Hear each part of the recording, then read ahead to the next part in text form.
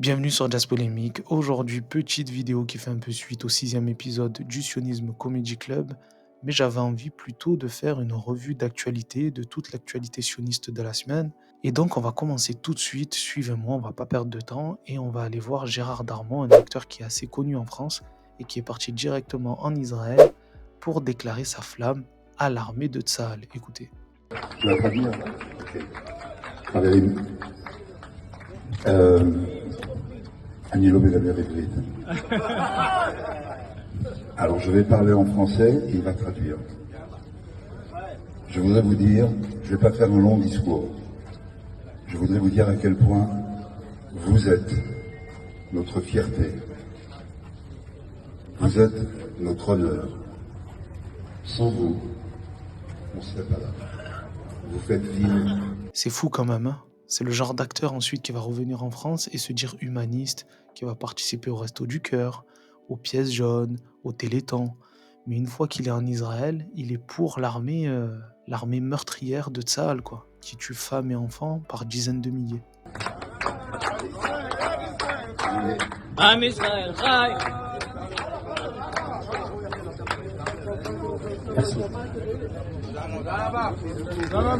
Vous aurez quand même remarqué que c'est assez confidentiel. Il n'y a pas forcément de caméra officielle, enfin de gros médias qui est là.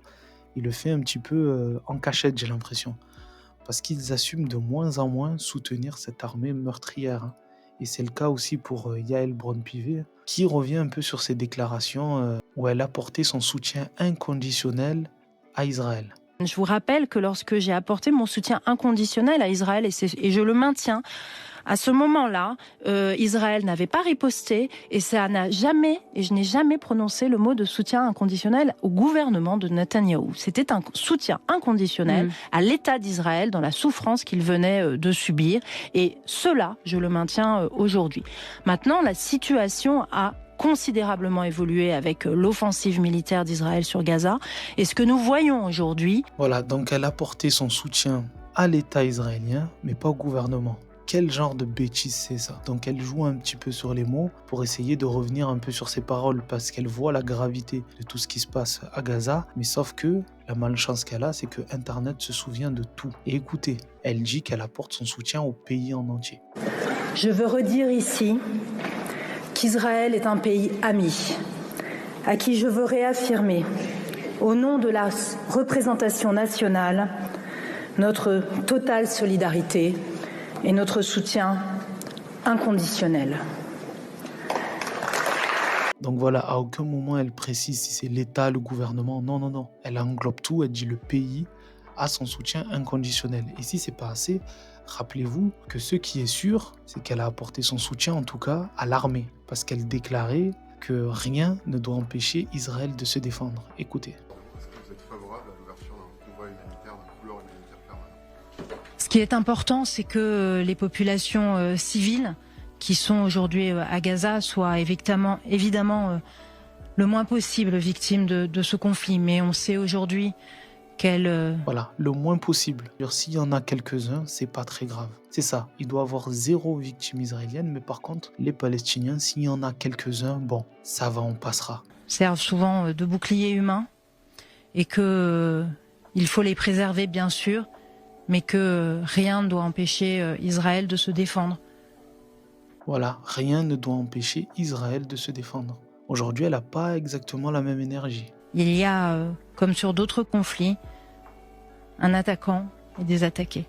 Donc c'est normal, c'est pas grave en fait. Ça reste des victimes collatérales. Comme dans toutes les guerres, il y a un attaquant et des attaqués. Mais aujourd'hui, elle vient de te dire que oui, mais vous savez, des fois, mon soutien, il n'était pas inconditionnel envers le gouvernement, mais plutôt envers l'État, mais envers l'armée.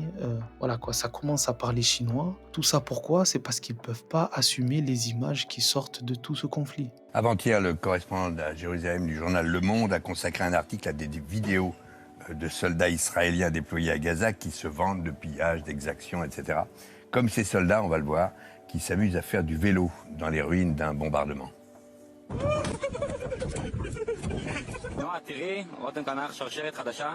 made in Gaza. מתנה יפה שלי, לי, הנה זה זוגות עקבים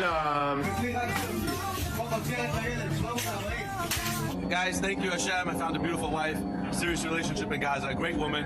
Vraiment une bande de dégénérés, hein. C'est ça en fait qu'ils peuvent plus assumer. À quel moment tu peux justifier ça, ce qu'ils sont en train de faire? Tu peux pas le justifier. Donc doucement, il y a certains sionistes qui commencent à rétropédaler. Et en plus de ça, moi je dirais que tous ces gens-là, parce que parmi eux, il y a des franco-israéliens qui vont revenir sur le territoire. Donc comment on les contrôle ces dégénérés? Parce que ce sont des dégénérés, hein. Ils sont sur un champ de bataille, ils sont en train de buter femmes et enfants par dizaines de milliers. Et en plus, je vous montrerai pas les images. Vous avez pu voir les images sur internet qui collectionnent de la lingerie féminine. C'est-à-dire qu'ils paradent avec de la lingerie féminine comme trophée. Ce genre de dégénérés, moi j'en veux pas sur le sol français. Au minimum, il leur faudrait une fiche S.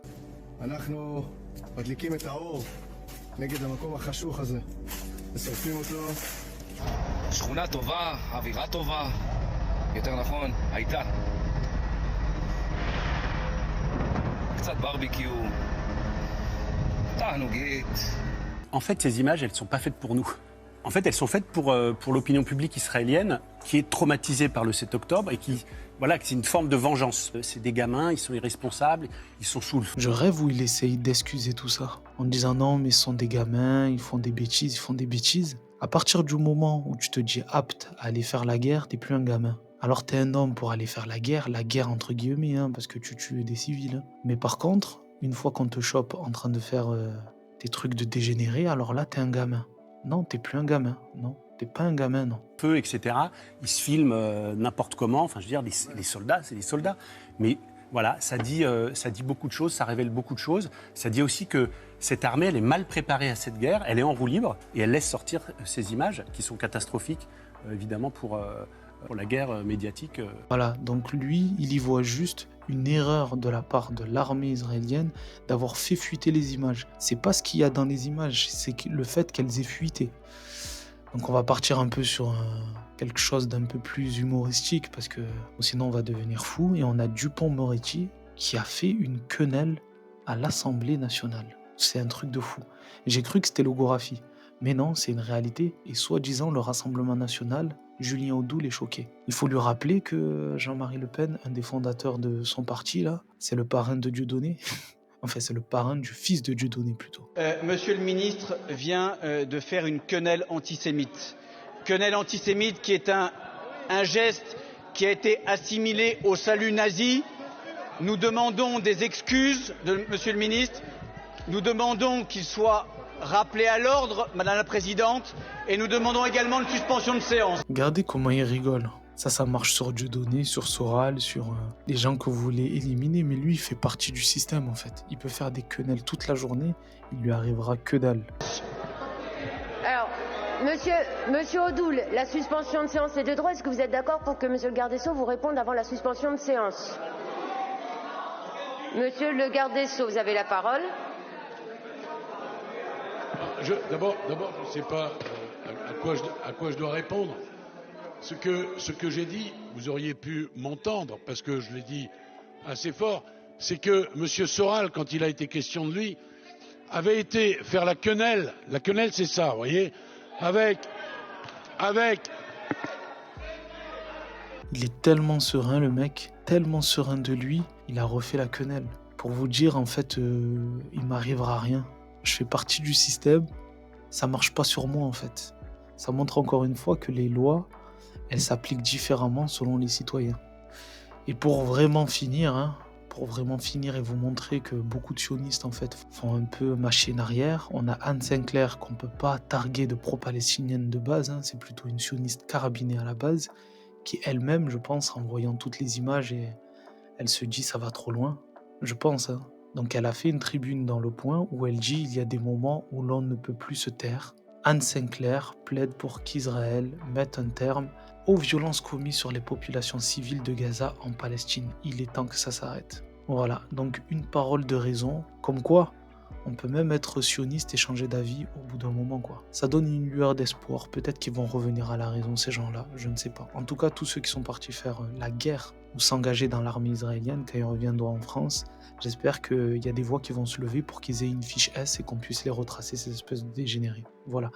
Dites-moi vous ce que vous pensez en commentaire de tout ça, et puis moi je vous donne rendez-vous à la prochaine vidéo. Dans tous les cas, on est ensemble. Prenez soin de vous. N'hésitez pas à vous abonner, à mettre un pouce bleu. Ciao.